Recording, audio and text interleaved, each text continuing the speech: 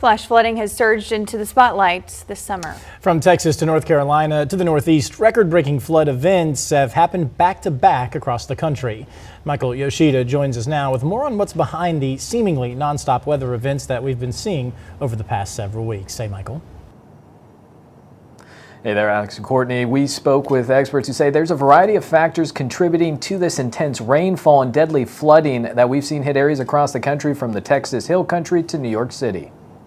Heavy rain and deadly flash flooding putting communities across the United States underwater. It feels like events like last night, again, not just in New Jersey, but as a general matter, are coming more frequently with more intensity. Summer is flash flood season, when intense daytime heat can fuel thunderstorms and warm air can hold more moisture. But experts say these recent events were more significant for several reasons. Along with high daytime temperatures in parts of the country, we've also seen record levels of atmospheric moisture, which helped drive heavy rainfall that led to deadly flooding in Texas and North Carolina. Summer storms also tend to move more slowly or even stall due to winds in the upper atmosphere being weaker. And as a result, just deluging places that are not designed to handle that amount of precipitation in that short a period of time. Recent wildfires also causing problems in areas like Ruidoso, New Mexico, burning away vegetation, and in some areas the fire's extreme heat changing the soil's natural ability to absorb and slow down rainwater. Droughts can have a similar effect too, something we saw amplify deadly flooding in Texas.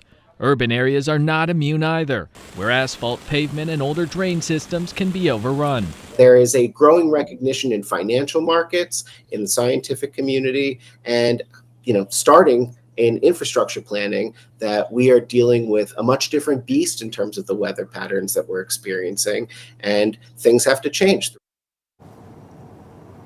And more than 3,000 flash flood warnings have been issued so far this year by National Weather Service offices across the country. That's the most for this point in time during the year since those records first started being kept back in 1986. Live in Washington, I'm Michael Yoshida reporting. And Michael, how are these intense storms impacting infrastructure and city planning? Yeah, so the biggest thing when it comes to the intensity of these storms is that many of the cities across the country, their roads, their sewers, their drainage systems just weren't designed for the amount of rainfall in these storms that we're now seeing. Some parts of the country seeing the frequency of these intense storms just growing substantially.